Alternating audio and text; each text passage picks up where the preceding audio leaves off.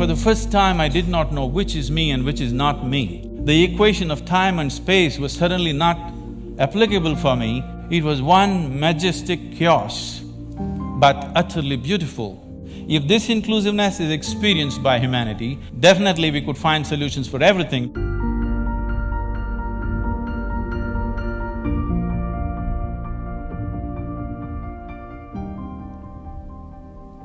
I'm generally referred to as a mystic.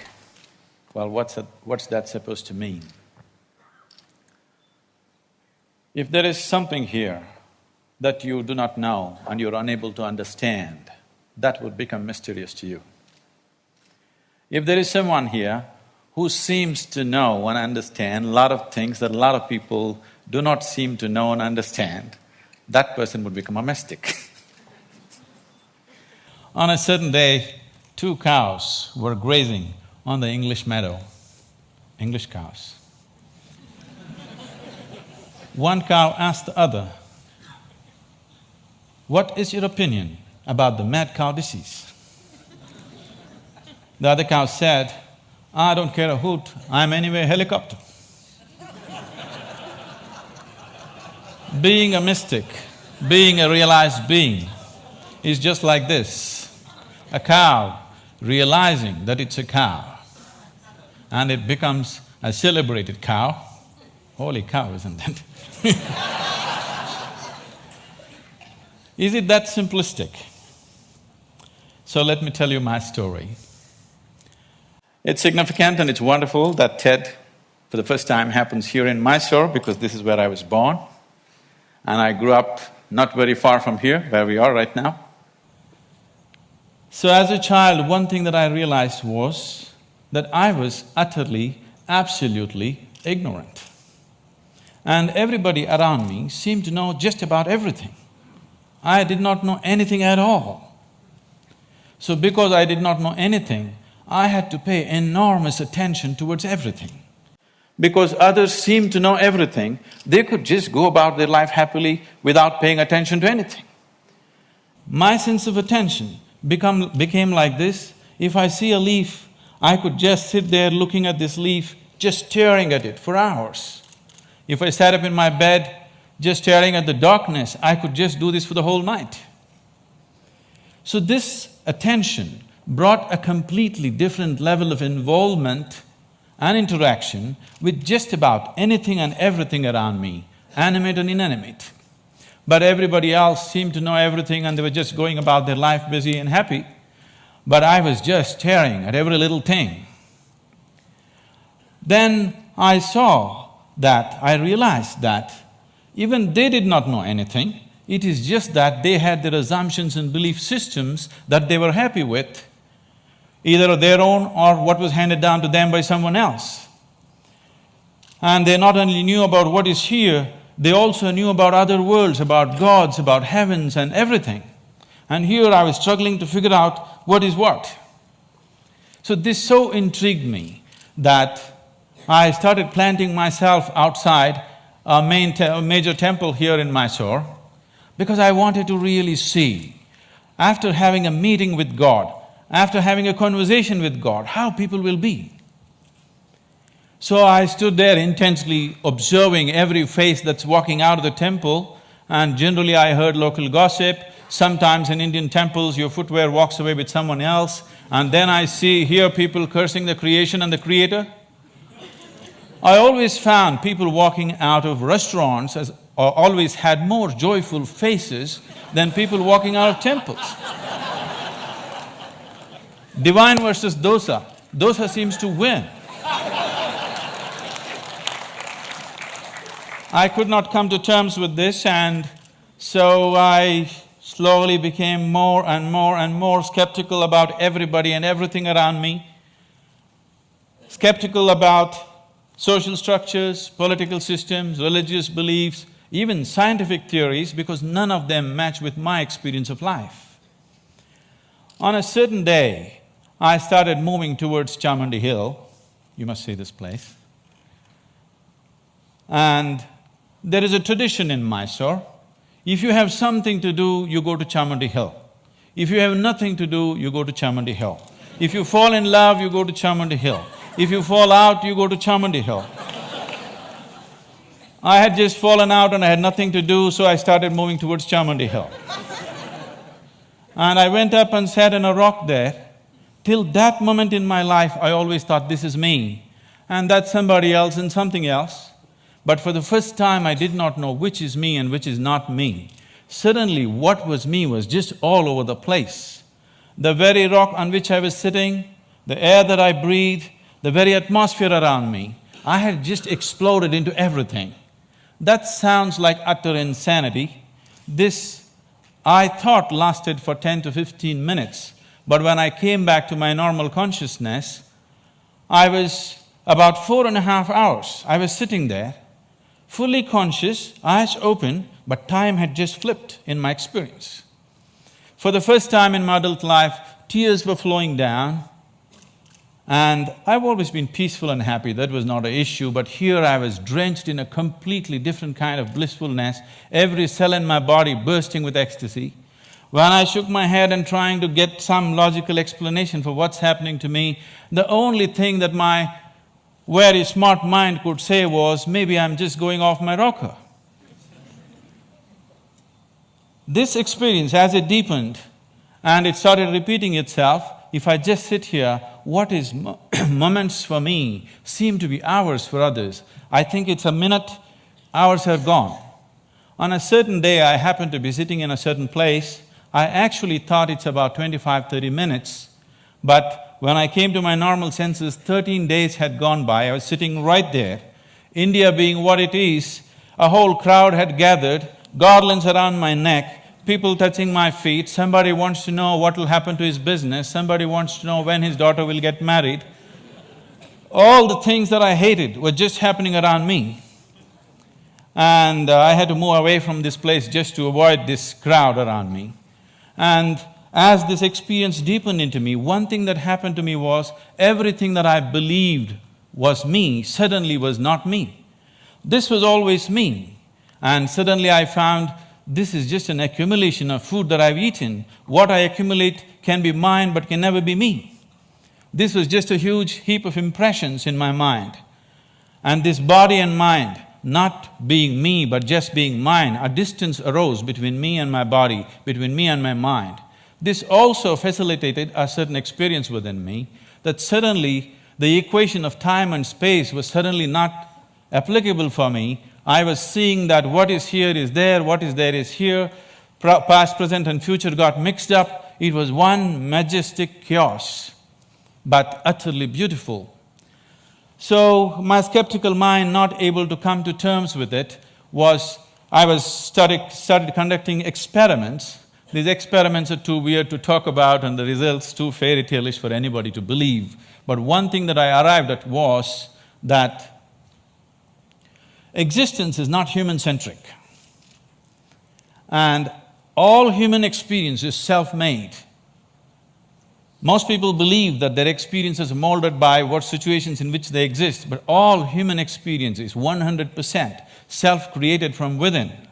I think today a lot of science is beginning to agree with that. And having realized that, if all experience is created from within, if the basis of your experience is within you, the seat of your experience is within you as it is, what kind of experience of life would you want to have?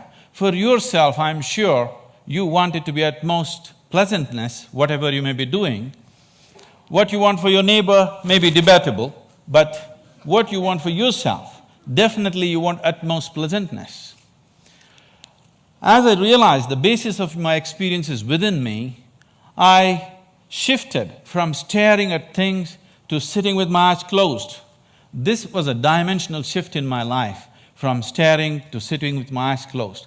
I got so fascinated with this human mechanism, I wouldn't want to open my eyes. For days on end, I'm just keeping my eyes closed, wanting to see everything about this one. And what I realized was, if I take a piece of bread and put it into this system, this piece of bread becomes my body in a few hours, and I begin to experience this as myself. This amazing process, as I became more and more aware of it, I saw the very source of creation. The very maker of this body, the manufacturer of this body is within. Once I saw this, and I could see that I could rewire my brains completely in 24 hours, changing myself beyond social upbringing, family situations, even genetic qualities in me. I could see I could just completely change everything about myself. In 24 hours, I'm a different person. Another 24 hours, I'm a different person. I was like a conscious schizophrenic trying out different things. On a certain day, I just, in a field hockey game, I fractured my left ankle, and I went and sat down in a place. I was in excruciating pain, and by then I had also become a chronic asthmatic, and I had a very severe bout of asthma.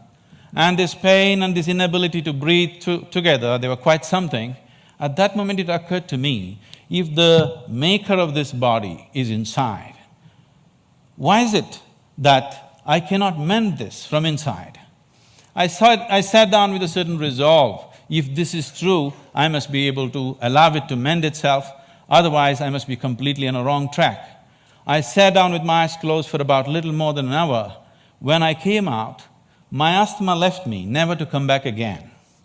And above all, my fractured leg was perfectly okay in little more than an hour's time.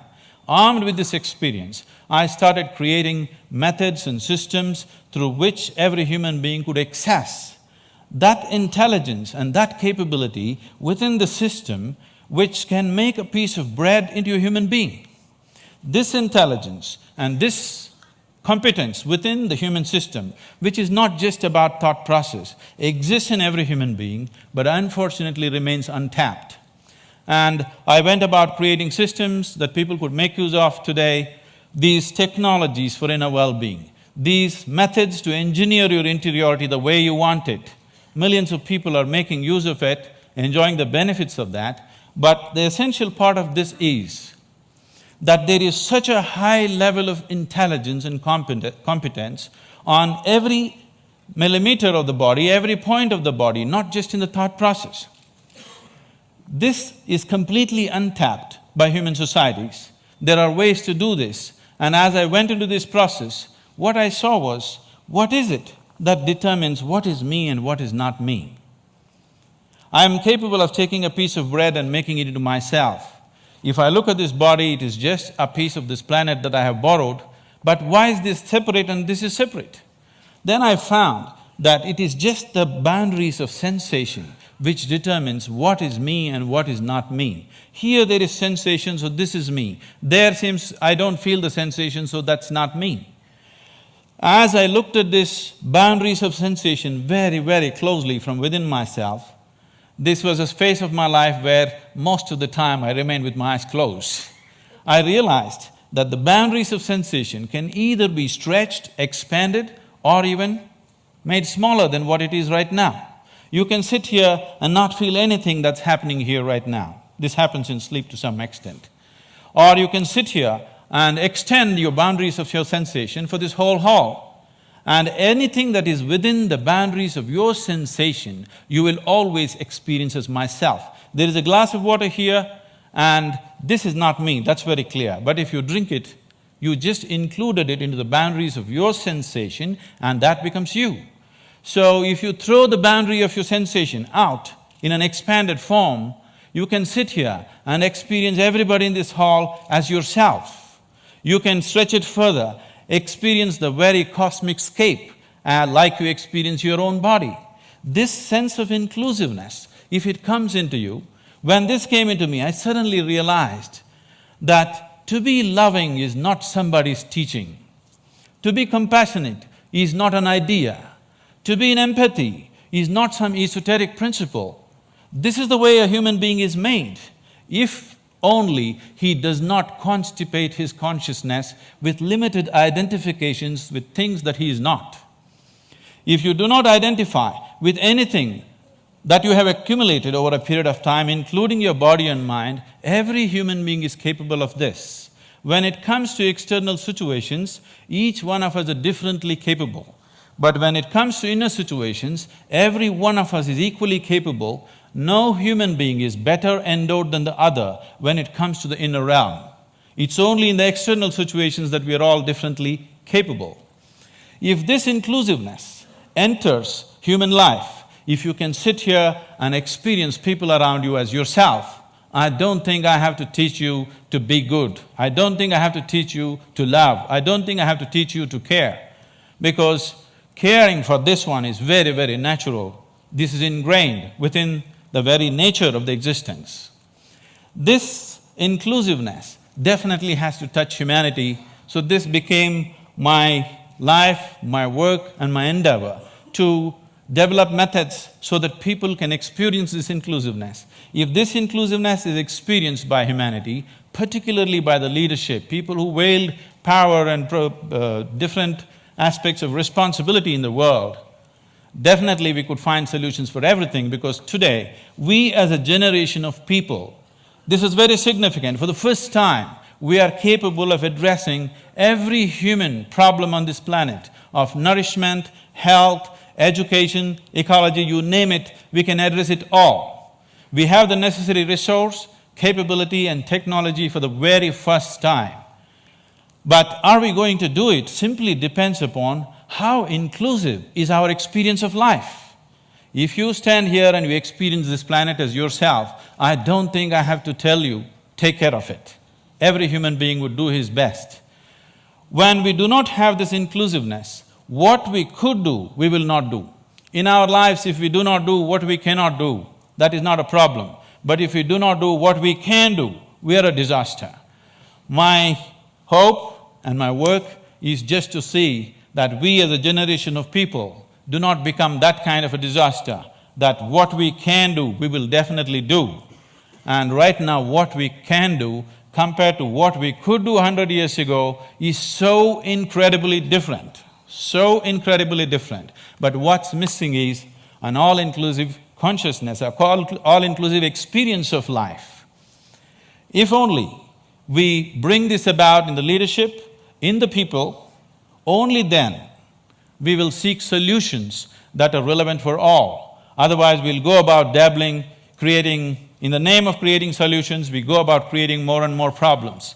If we truly have to create solutions that are relevant for all, an experience of absolute inclusiveness has to happen to humanity, and it's possible. Thank you very much.